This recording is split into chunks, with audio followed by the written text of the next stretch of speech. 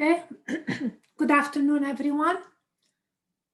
How did your homework go? As usual, please put your questions on chat and I'll answer all of them, and then we do a review for your exam. So please get going.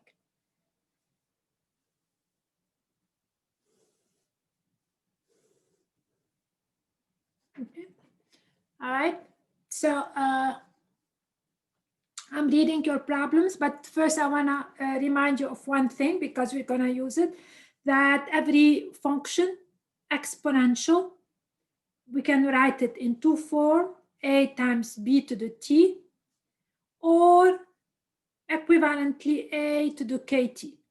And the way we go back and forth between them is that the b is the e to the k. So the b is actually very easy to memorize in a way,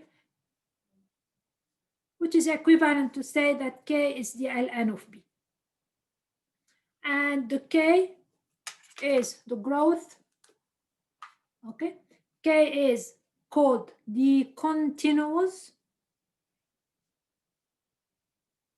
growth factor, growth rate.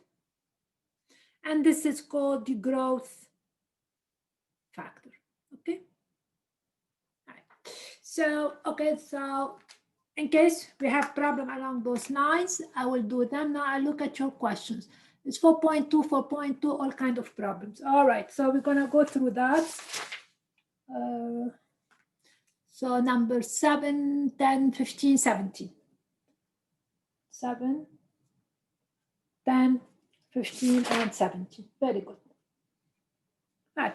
So I will do every one of them, absolutely. But I would like just to, for my own peace of mind, make sure that you can go back and forth between those two representations. So each one of you is, so I'm going to do number 1 in 4.2, and then I take up all your questions. So in 4.2, number 1, not all of it, that's for sure. I'm going to just pick 2 of them and just make sure we can go back and forth between those two ways of writing the exponential form. So let me pick like A. Suppose the exponential is given under the form 2000 e to the 0.0770. And we have to find, the question is, we have to write it in this format and find the growth factor, the growth rate, the initial value, the continuous growth rate, and so on and so forth, everything. First, for the continuous growth rate, so this is given into the form k to the t, so that's my k here. So that's really the k. It's the coefficient of t. It's what t is multiplied by. So that's the k, 0.7, no. 0.77, that's the continuous growth rate. Okay. Initial value, we all know that, it is 2000. Now we have to rewrite it into this format. So we have to learn how to go back and forth. The b is e to the k. It means e to the power that. Okay, that's my b. And this will gonna give me e to the 0.077, that's 1.08004. Okay, so that's my growth factor. So that's what we call growth factor. That's what we multiply by every time we increase the input by a unit. So my function, this function here, can be also rewritten into the format 2000 to the power t, and the b is 1.08004. Okay, so that's my b, that's my growth factor. Now the growth rate, just to remember all the language, the growth rate is 1. So remember, 1 plus 1 plus the growth rate is the growth factor. So my growth rate is my growth factor minus 1.08004. Okay, it means basically, where did you get the 1 point? Which one? That? This one? Tell me yes or no. Yes, that's the B. What's the B? The B is e to the k. Okay, back up. What's the k? K is 0.077. K is what's t multiplied by, when you write it, e to the kt. So that's the k, what e is multiplied by. The b is e to the k. So I took e raised to the power 0.077. That's exactly what I did. I took e raised to the power 0.077, and I got 1.08004. Okay, which is, that's my b. It means this function that's written using the e can be rewritten without the e, can be rewritten into this format. Did I answer your question? Yes or no? Okay. All right. So the growth, that's give me the growth factor. So the growth rate is 0.08004. It means it is 8.004%. Okay, that's really what we have. Okay. Now, is it increasing or decreasing? That's absolutely increasing function for two reasons. Okay, positive, it means my function is increasing. Or because b is bigger than 1, we have a growth. So we're dealing with something which is growing at the rate of 8 point something percent. It means that my function is increasing. Okay. I will do one more along those lines, but we're going to go backward from here to here, and then I'll go back to your questions. So I'm going to pick one arbitrarily. So I don't know, I'm going to pick I, for example. And here the function is written in the form 1/3 to the power t. So it's written in this format. And we want to write it in this format. Okay, that's really the conversion from one form to another. So let us see the relationship. First, the initial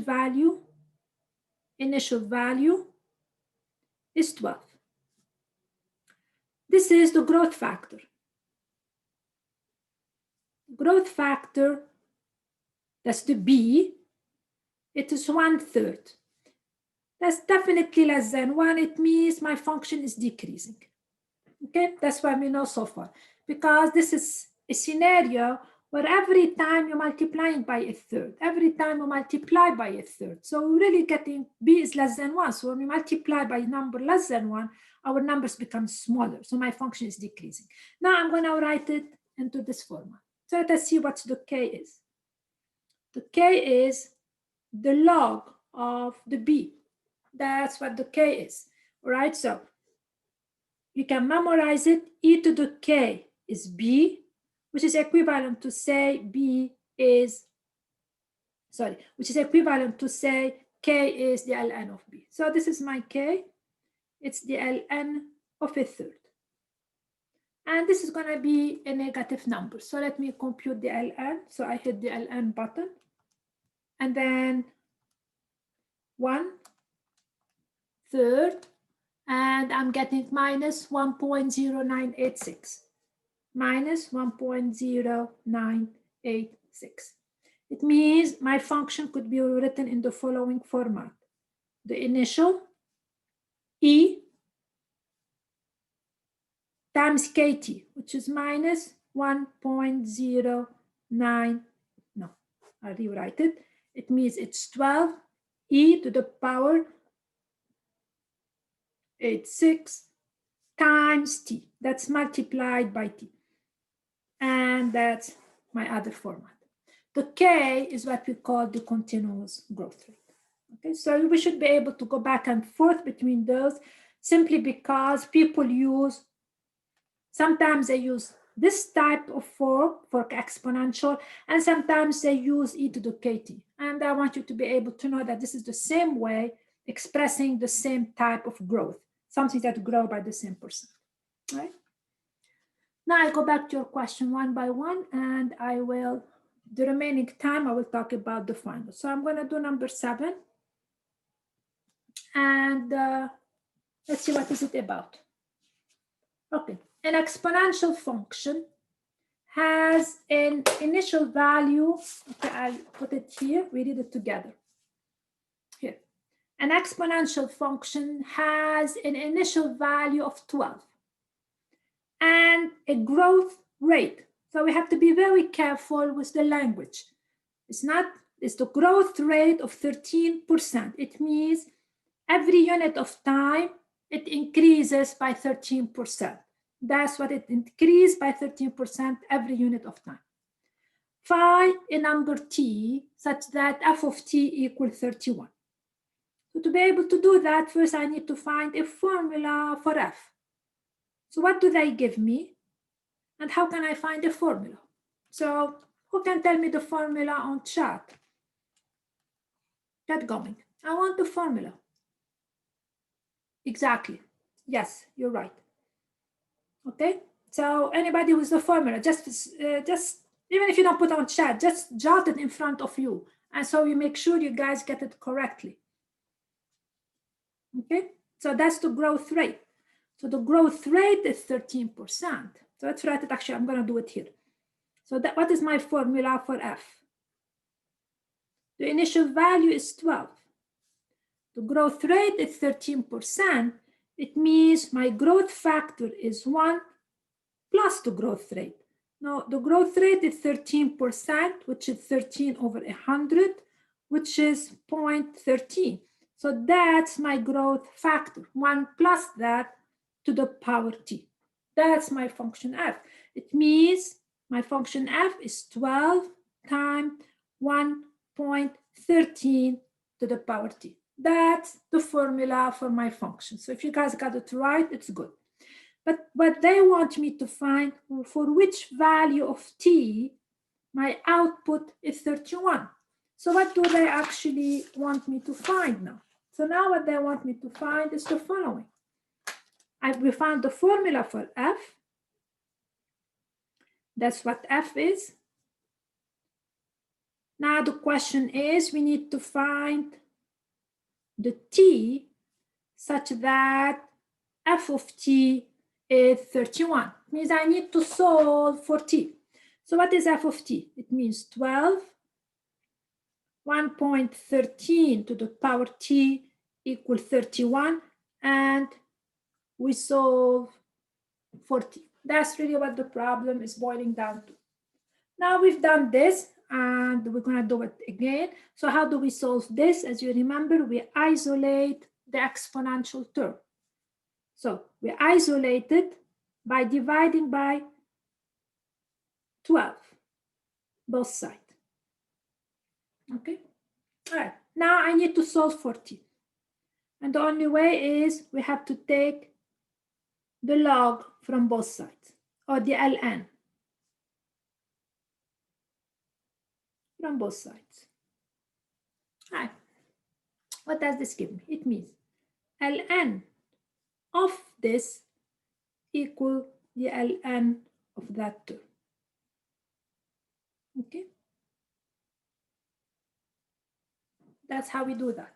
Now, we do this because ln have this nice property, as I said several times. It helps me to bring the t down. So this is going to give me the t multiplied by that equal to. All right, what is ln of 31 over 12? Let me evaluate this.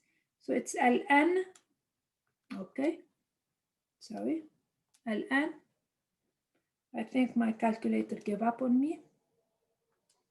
All right. Okay, guys, help me out. What's ln of 31 divided by 12? I want answer. Okay, so 0.94908. Now I need the t. This is a number. Remember, that's a number. So I'm going to divide by it. So my t would be 0.94908 divided by the ln of 1.30. We divide by it. And how much we're getting? Anybody get the answer? Because my calculator, which is actually that's positive, not working very well.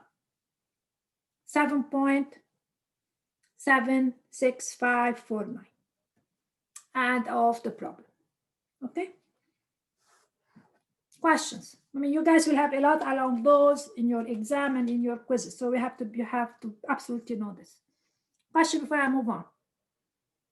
All right. Now we go on to number. Let's see. That's number 10. I try to go in order. Number 10. Okay, right here. Let's see what number 10 is about.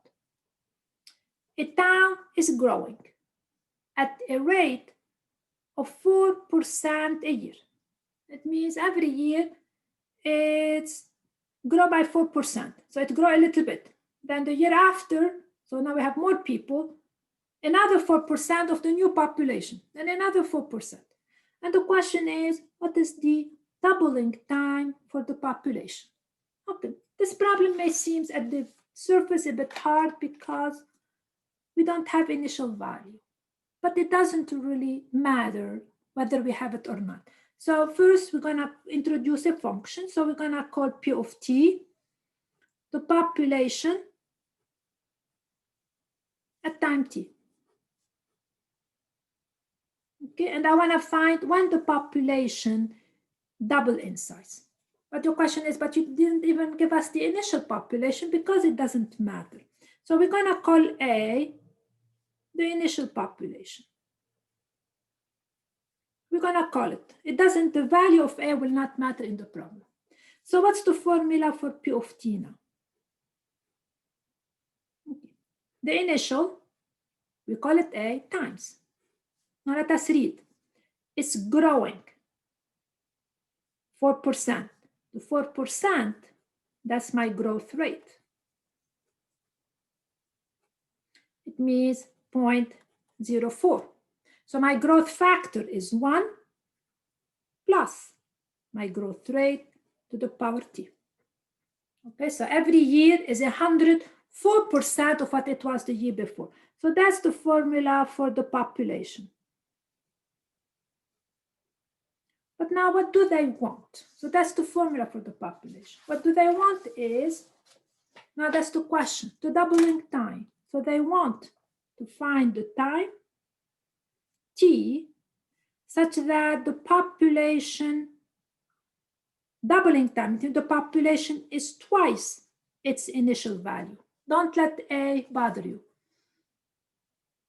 Get it so we get to A. Okay, I don't think I understand the question unless you're asking me something. I don't, so this is my A, and the question is, we have to find how long it will become to A. All right, so now we set the equation. Means I want A equal to A. And we're gonna solve for t. Okay, now here's the thing, is that how to solve for t? We have to isolate this term. Now how we isolate it? We divide by A, so the A is gonna go. Okay, all right, so now we divide by A. So we get 1.04 to the power t equal to 2. The A disappeared. So the initial value does not really affect the doubling time. What really affects the doubling time is the rate, is how fast is the population actually increasing by. So now we solve as usual. We take the ln of the first to be equal ln of 2. And then, as I said, one of the main reasons we study the log is actually to solve those equations. Now this is gonna give me the t times. Remember, ln is a number equal to this number. And finally, we're gonna find the t. how long it's going to take the population to double if it's increasing by 4% per year. All right, you guys find it, because as you realize, my calculator is, I need another one.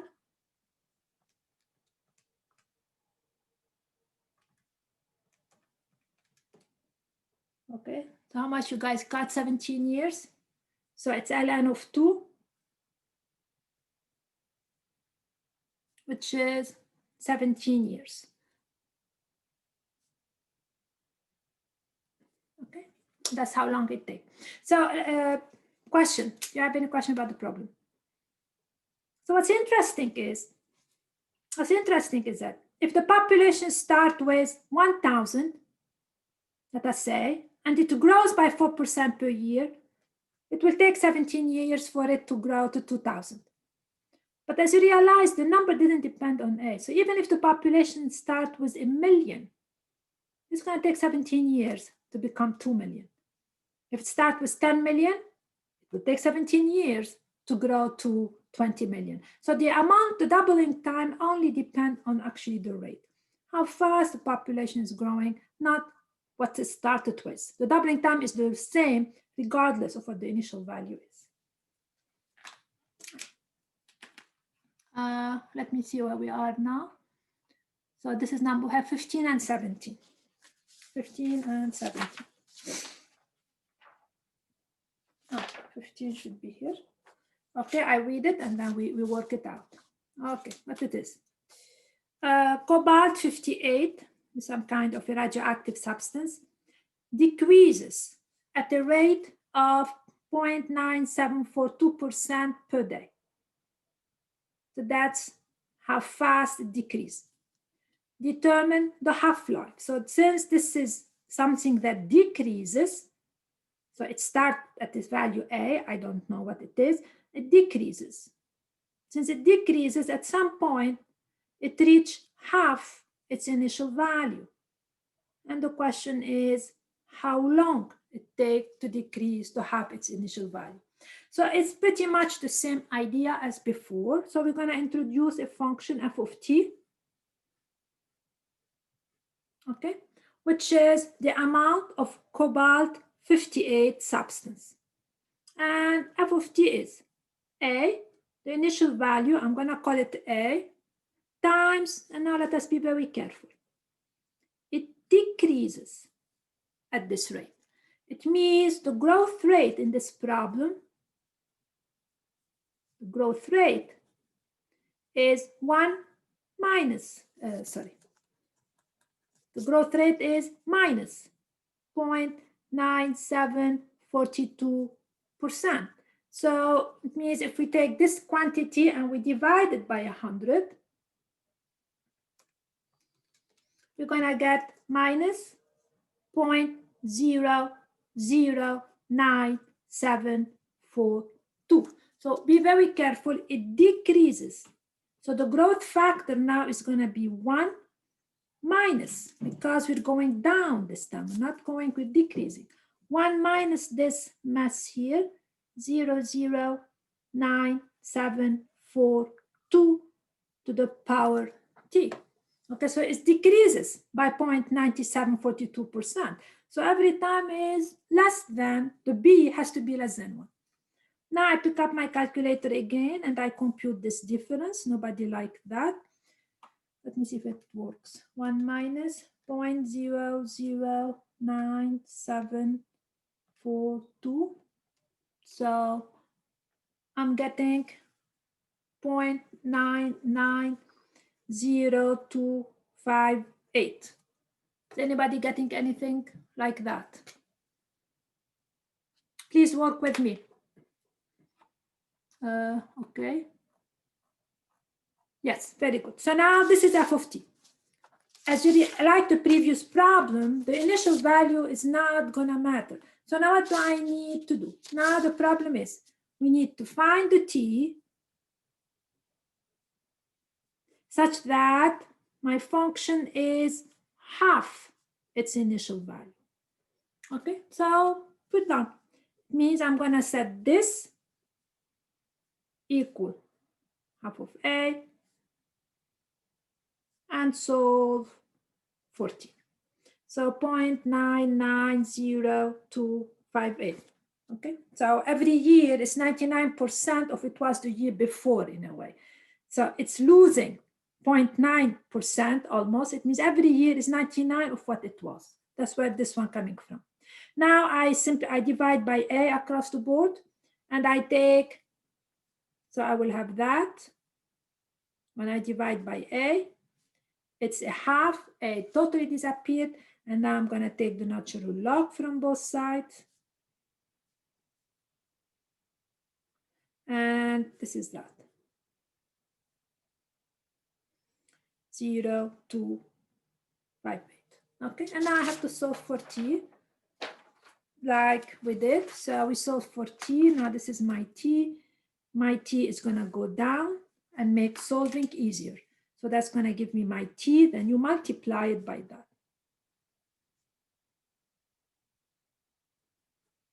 So the log of this is ln of a half or 0.5, whatever, whichever you like.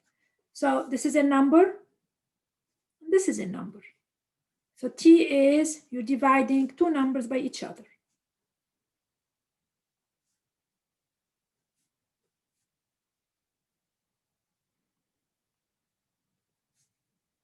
Okay, so this is gonna give me, anybody did the math? Anybody? Math 70.8, and the unit in this problem is days, not years. Okay, so it's gonna take that much for the cobalt 58 to decrease to half its value. So whatever it starts with, it's gonna take that long to the 70 days to be half what it started with. Whether it starts with 1 or 2 or 15, that's the same amount of time it takes to half its value. All right, so we finalize your questions with the following. Make sure you get those. Those problems will be quite represented on your final. My last problem is 17. So I pick up the book again and read it. 17 is this one. The half-life of another radioactive substance is 24,110 years. It's a lot. By what percent does a sample of plutonium decreases after 1 year? So by what percent it decreases after 1 year? They are actually after the growth rate. Okay, it decreases, so it's going to be negative. So here they're telling you, they're giving you the half-life, and what they want you to find is the percent by which it decreases every year. So how are we going to set up this problem? Exactly, we have to find the B. Once I find the growth factor B, then I can find the growth rate, which is going to be easy. Okay, so I have to find the B. Now, did they give me enough information to get the B? My question to you, did they give me enough info to get the B? They gave me information. We have to really read it carefully. So, what do I have? So we're going to call the function f of t, and there is no initial value in the picture, so we're going to call it A, the initial value. And as you realize, sometimes I don't need it. So we're going to write this as times b to the t. And I want to find the b first. I need to find the b. To be able to find the b, I need an equation. How, I want all of you to tell me, how would you read this? What kind of info do you get from that? Everyone should be able to read it. What does it mean? Because to find something, I need some kind of an equation. I need something. I cannot find it out of thin air. So I totally want to understand that. Okay, it takes that many years to get a half. Absolutely. So it means that after 24,110 years, that's equal half of A. That's how we read the info. So it means that if T is 24,110, then the output is half its initial value. And this is the equation that's going to allow me to find the B. It means if I take A times B to the power 24,110, that's my T, I will get 1/2 of A. Another question is we need to find the B. So now I divide by A. I need to isolate this. I will get B to the power equal 1/2. And now we need to find B. All right. Okay, how can I find B? Be careful, the power here is not the unknown. The unknown is B. So how can we find the B?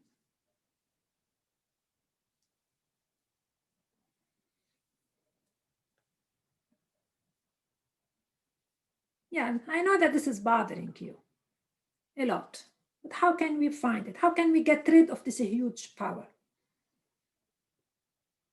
Now, if we take the log, we get me nowhere. Why the log will get me nowhere? So that's what I was expecting. We cannot take the log. Let me tell you why. We take the log when the unknown is in exponent. The unknown is not in exponent here. We know that the exponent is 24,110. It's B, which is the unknown. So if I take the log from both sides, so I will get 24,110 times the log of B is the log of 1/2. Okay, and then this is gonna give me the log of B. So if you want to use the log, that's what happened. But this is gonna give me the log. So if you not get the B, you're gonna take e to this power. So it's a little bit more complicated than we need. So how are we gonna get rid of the 24,000? So before I do that, let me take you back to a simple problem. If I ask you to solve b to the power 4, not related, a simple problem, equal 1/2. What is the b? How would you get the b? Okay, the 4th root of 1/2, correct? It's the 4th root of 1/2. I'm taking an easier problem. Or we can say the following. This is a 4. To get rid of it, I take the 4th root, which is 1/2 to the power 1/4, or the 4th root of 1/2. That's really the idea. Now, this looks complicated, but the problem is the same. We can do it the same thing. I say, okay, I have this b raised to this power. I'm going to raise the whole thing to the power 1 over that. So it's like taking the 24th 110th root of it. It's going to be equal to 1/2 raised to the power. No, be careful. 1 over. It's raised to this power. It's like taking to the power 1/4 raised to the power. It means b equal, we compute that. You compute this. How am I going to compute it? Watch carefully. 1/2 or 0.5 to the power. Open my parentheses. 1 over 24,110.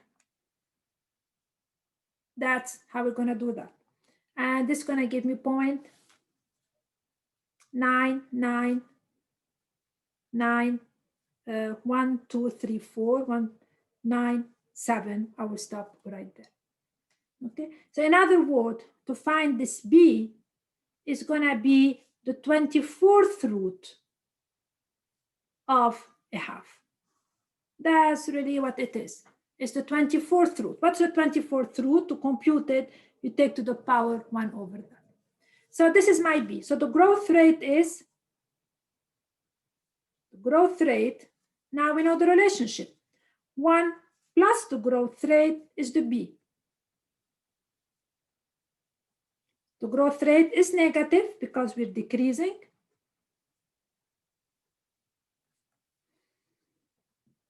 -7 -1. So it's going to be very, very small. That's why it's taking so long to decrease. So this is going to give me -0.000287. Okay, I just took the difference between them. Okay, so it's growing, it's decreasing very, very, very, very slowly. Very slowly, because it took it 24,000 years to lose half its value. It means it's really decreasing at a very, very, very slow rate. So that's why you have all kinds of zeros. Right? Okay, so the main comment here, I would repeat. You're solving b to the power, a huge power equal 1/2. So the way you solve this, if you take b, is the root. But which root is the 24,110th root of 1/2? Or you can say I raise both of them to the power 1/24,000. This and this will cancel out, and then I will have this to the power 997. So, the reason I don't take the log is because the power is not the unknown. Yes. So whenever you have a root, you can always raise it to 1/whatever that root is. Yes, that's the meaning of it. That's the meaning of that. Let me make myself crystal clear. Okay. Okay. Let me make myself crystal clear. What's the nth root of a in fractional exponent? It's a to the 1/n. Are you with me? Yes. Okay. Now, every time I'm solving b to any power you want. 5, for example, equal to anything. Let me take 2. Just, what's the b? It's the 5th root of 2. This is your question? Yeah, so it'd be b equals 2 to the 1/5. Exactly. Yes. Okay. I'm solving b to the power 100 equal to 2. b is either the 100th root of 2 or 2 to the 1/100. Okay? Okay. The power is not the unknown. So I don't have 2 to the power t to take the log. When the power is the unknown, that's where the log play an important role. This is not the scenario here. The base b is the unknown. Okay? Okay. And this mistake come up when I graded your exam or your quiz, I forgot. Some student, when they were solving this, they divided by 5. It's not dividing by 5. You don't have 5b equal to 2. You have b to the 5 equal to 2. Very big difference. So it's the 5th root. Please be very careful with this mistake. All right? Thank you. Very good. Any other questions? All right, so I think this should take care of a lot of problems with exponential. You guys should be fine with those, I hope, for today and definitely for the final exam. So let us talk a little bit about the final exam. So the final exam, you guys are responsible for everything. I mean, since the beginning of the semester, simply because everything we learned is so basics that you're gonna need it if you do anything. So when I did exam number 2, prior to that, we had a class review. So that will be very good for you to go over this lecture again for the review. So what I would like all to remind you is actually the exam number 1 part, because it's been a while. And it's crucial because it will be represented on the exam. So I will just go through some problems, not all of them. I mean, you guys have the answers to everything, but the problem that I would like you to, just refresh your memory. All right. No pre-calculus exam without equation of a line. That's pure and simple. So if you don't know the equation of the line, don't take my exam on Tuesday. Okay, so definitely equation of a line. I won't do that because you should be able to do equation of a line. That's easy. I'll look at number 2. Okay, I will look at that just to give you, as I said, just to remind you. And I'm trying to have it more focused. Okay, the question is, find the equation of the line, the number 2 on the review. I'm going to do a few problems from the review, the one that I think that help you refresh your memory. Find the equation of the line that passes through the point -1, 2. So -1, 2 is a point on the line. That's a point. And the line is perpendicular to the line y minus 5x plus 1 equal to 0. Now, whenever you need equation of a line, remember, we need a slope and a point. And you should have enough info to get the slope and the point. So now this is perpendicular to this line. This will be the information that's going to give me the slope. So let's remember what's the relationship between slopes. First, I need the slope of this line.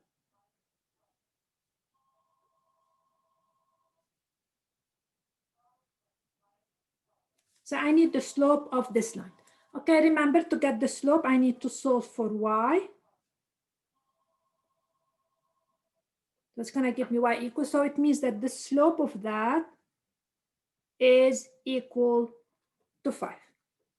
So the slope of the line perpendicular, you remember the relationship. You guys remember the relationship? If you have a line, the slope is 5. You take a line perpendicular to it. What's the slope? -1 over 5. Okay, so it is -1 over the slope, -1 over 5. So now I have a line. We have the following line. Point, -1, 2. Slope is -1/5. Okay, so now I have a point and I have a slope. So the equation would be y minus equal.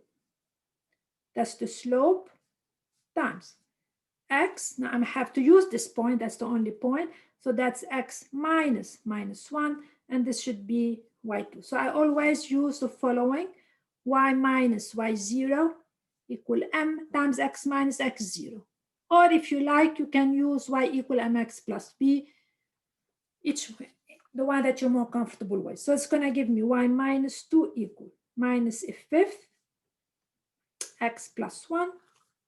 It means -1 over x minus 1 over 5.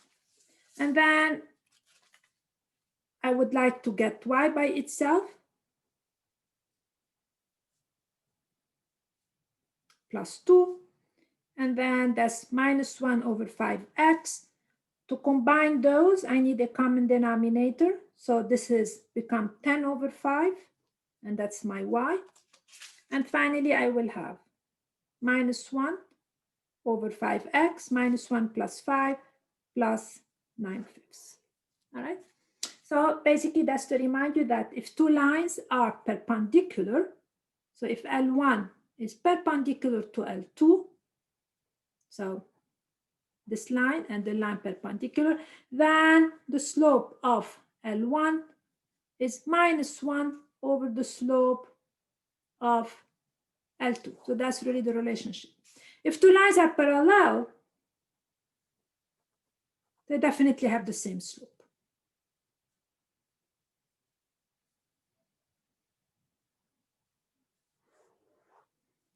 All right, so that's just a quick review of that. Now, please ask questions as I move on. Now, the other one that I definitely want you to remember, because it will be on your exam, is the definition of the average rate. This is definitely, I mean, everything will be presented. So what's the average rate? It means on average, how much the function changed per unit. So let's remember, the average rate of change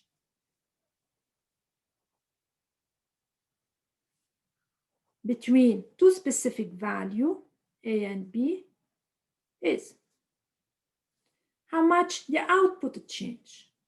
That's the change in output divided by the change in input.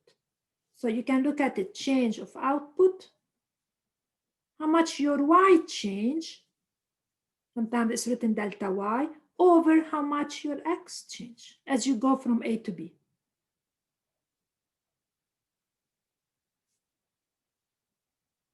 Okay, that's really the average rate. With an average, when you go from A to B, but how much your function changed per unit. So I will pick one problem, or probably, but make sure you guys do all of them because they will be represented. I'll look at 4 quickly. So number 4 on your review.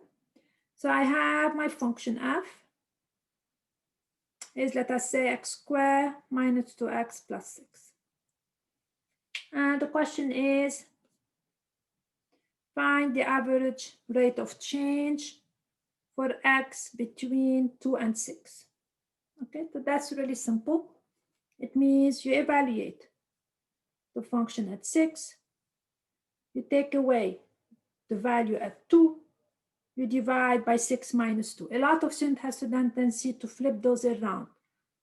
Flipping them around really doesn't really make sense. It's how fast output change with respect to the input. And now the rest is just plug and chuck. I mean, that's a 4. F of 6, we can just evaluate f of 6 here, which is 6 squared minus 12 plus 6, which is going to give me 36 minus 12. That's going to give me 24.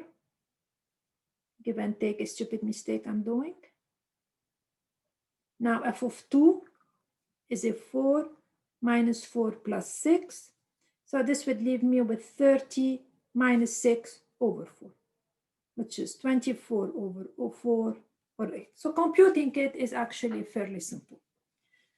Now B is a bit symbolic because we have to learn how to do symbolic.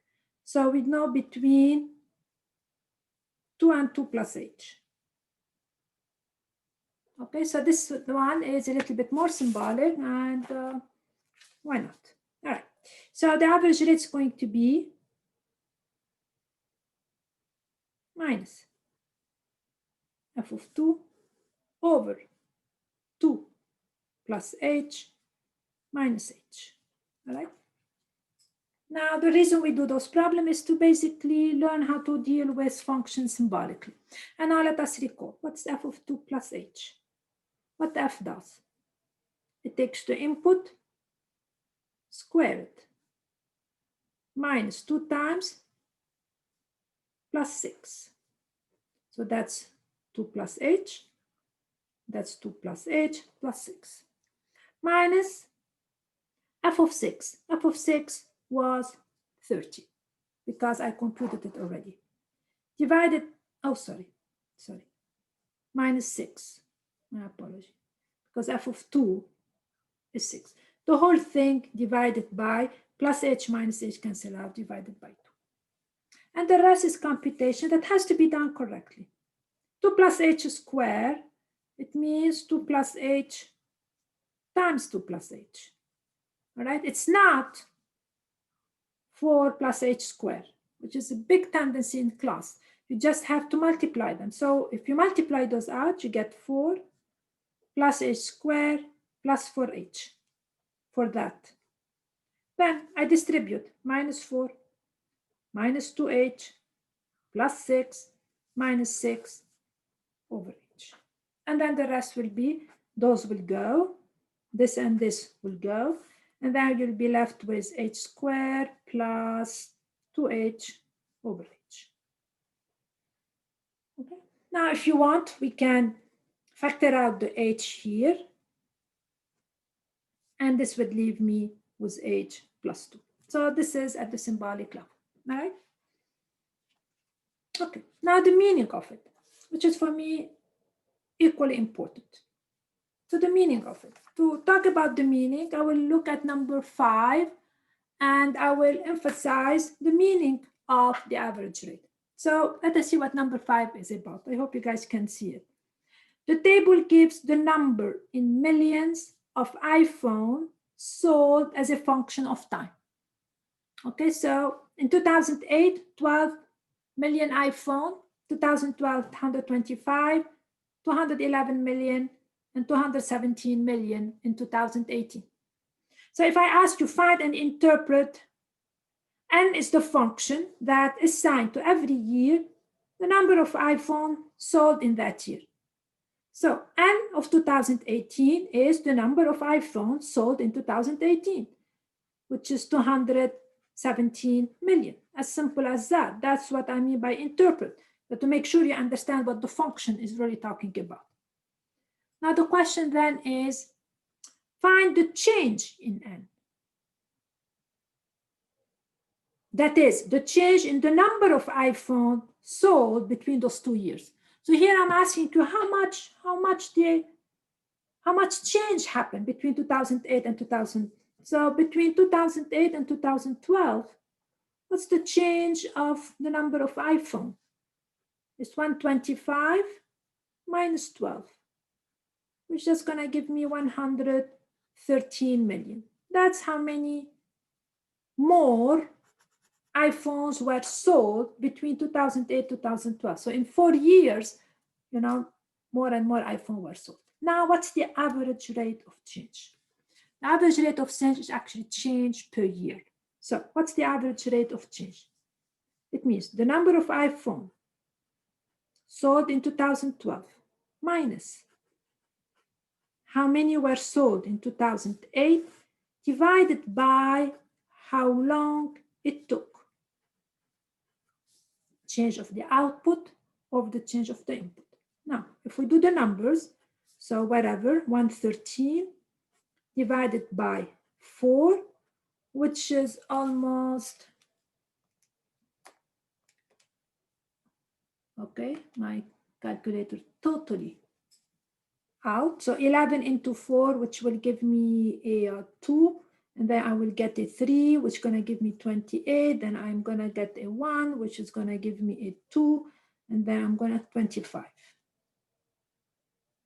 28.25. Now, what's the unit? What's the unit? And what's the meaning? No. No. No. Who wants to fix it?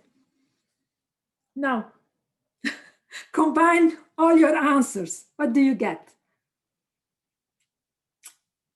Exactly. It's million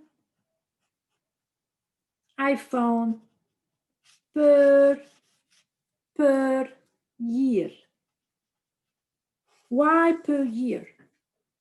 In 4 years, 113 million iPhone more were sold. So from here to here, how many more were sold? 113. But how long it took to do that?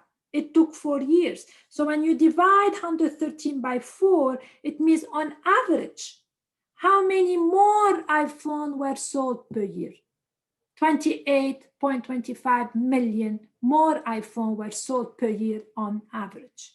So what this number tells you, that's where the word average rate of change, it means on average per year, how much was it sold extra?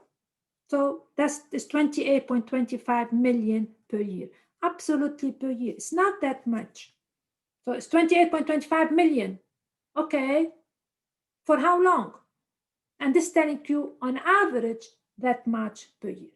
So 113 in 4 years, when you're dividing it by 4, is giving you million per year. Okay, so be very careful with the average rate. It's the slope. It's really nothing more than the slope. And the slope is giving you per unit. The difference is in a linear function, the rate of change remains the same. Per year is always the same. In a lot of other functions, it doesn't have to be the same. And that's really lack of linearity. It means we don't have the same increase per unit, except when the function behaves linearly. All right, so make sure you go over the meaning of the average rate. All right, I'm actually coming. All right, now, as I said, I'm going over the first part of the course because I know that this is where we are struggling here. Number 6, a typical problem that most probably you will have something along those lines, just to make sure you know how to interpret the graph correctly. Can we go over number 20 on the review? Yes, Matt. All right, I will. Okay, I still have students struggling with those type of problems. I still have students struggling with those type. Part A, the whole class is fine. B, I'm still having students struggling. Find all the numbers such that f of c equal -1. So -1 here represent what? Input or output? I want quick answers so I can answer your questions. Input or output? Output. It means -1 is where? On the horizontal or vertical axis? Quick. What is the -1? When I'm going to look at it. That's the -1. And I'm looking for what is the input that gives me the -1, which is in this case, the C is almost like -0.3. That's what it is, right? Typical question, when is the function increasing? You should definitely be able to do that. The function increase when the graph rises.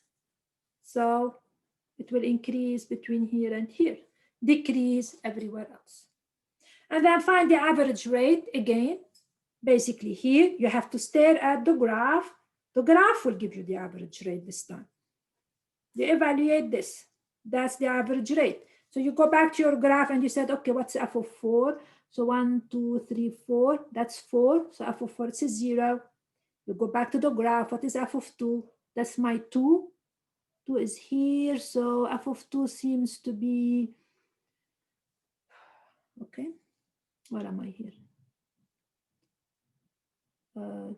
10, 22, 24. No, sorry, my mind went blank.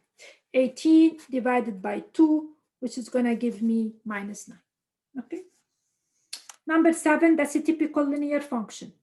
And you're asked to interpret the slope.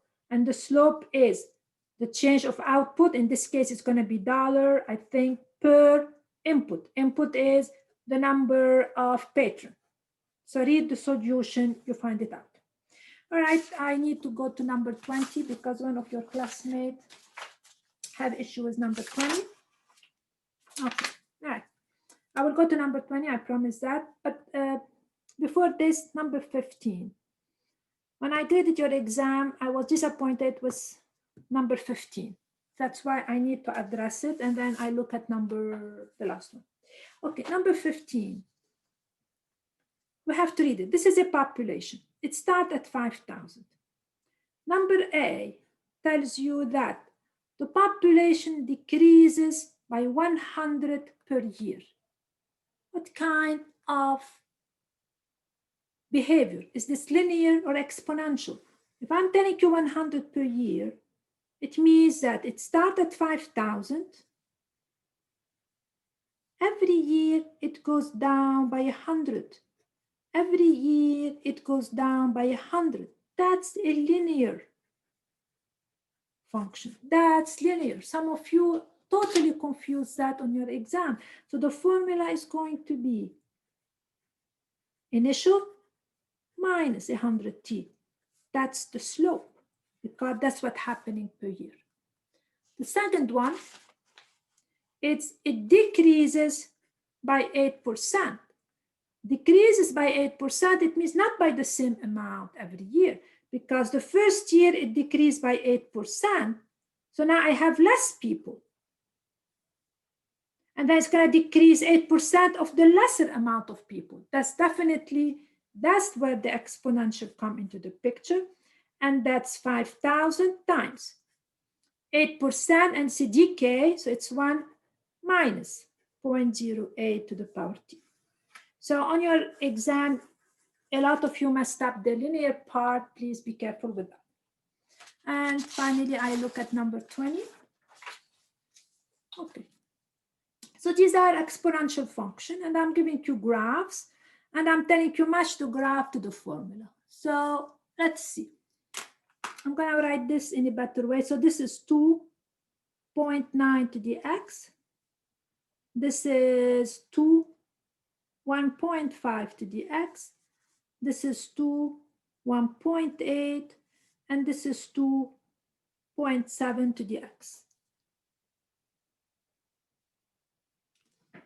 Okay. Now, first, you're going to match them.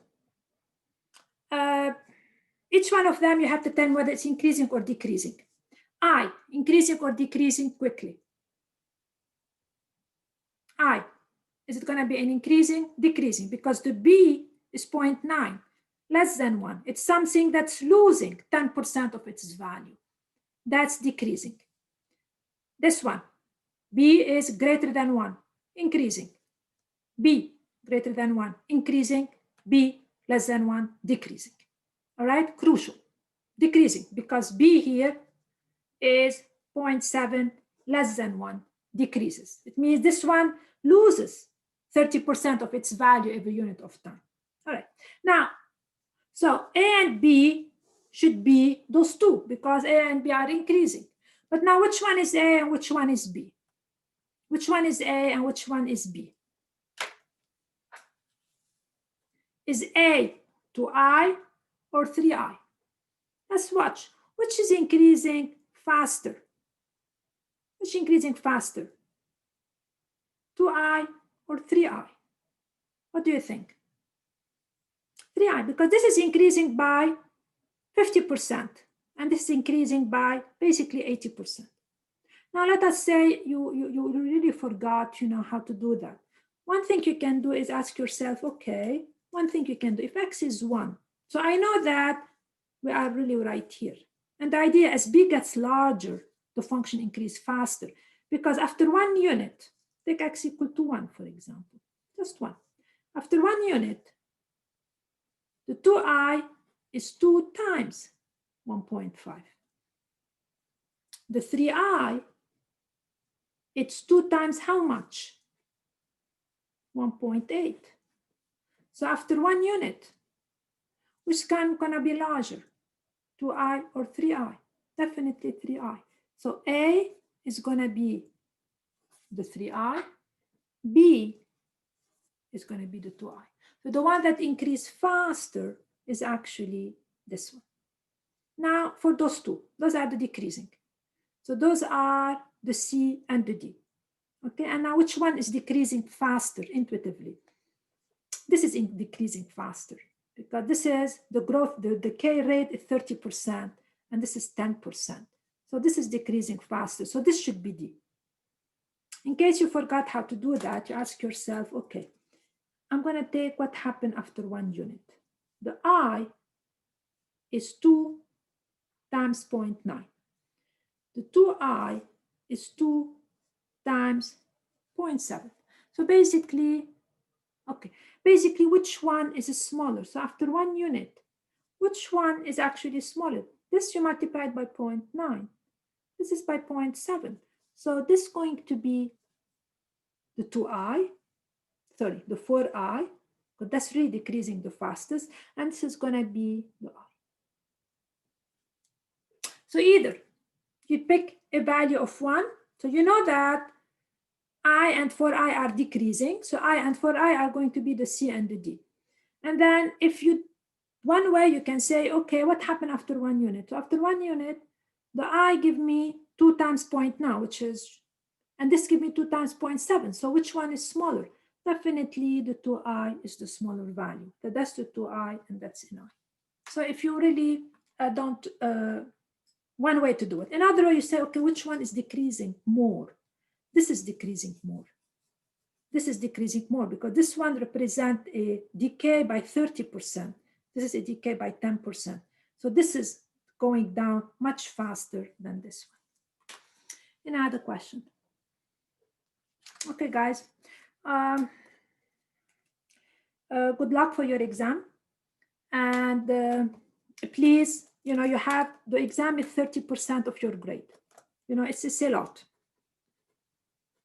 30%. So the students who are on the edge, they can definitely pull up their grade quite a bit with the final. So the final is really go over exam 1, go over exam 2, go over the review. And if you really, but don't go over them by reading them, go over them by working out the problems again yourself. And you should be fine. If you have any questions, like you're doing a problem, you get stuck, you don't understand, please email me and I will be happy to get back to you. Okay, don't let go. So if you have any questions, send me an email and tell me, okay, I cannot figure out this problem from exam 2 or whatever. So I will answer you. And the solution to everything is almost on Brightspace, I think. if there is something not on Brightspace, I will put it today or tomorrow. All right. Good luck for next semester and good luck for your final. Go start your quiz.